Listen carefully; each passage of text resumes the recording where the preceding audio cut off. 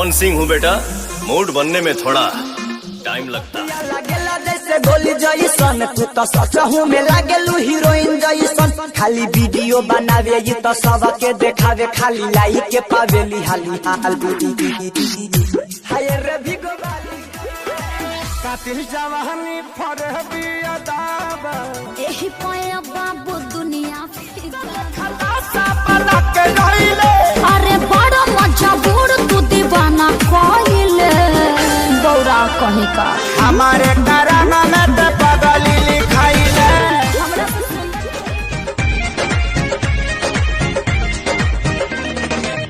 रात झकझोरी में तोड़ दिया चूड़ी। हमको बता दे रानी क्या थी मजबूरी। अगर तोरा खून में ज्यादा उबाल बात तनी संभाल के रख, कहे कि तोरा से तनिको कम उबाल हमारा खून में नहीं खे।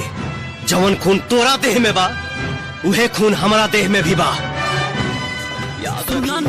उठावा में हम उठला लीला गा के, सुरह सिंगारावा से रूपावा सजा के, हम ससुरा में खूबे झमकाएंगे।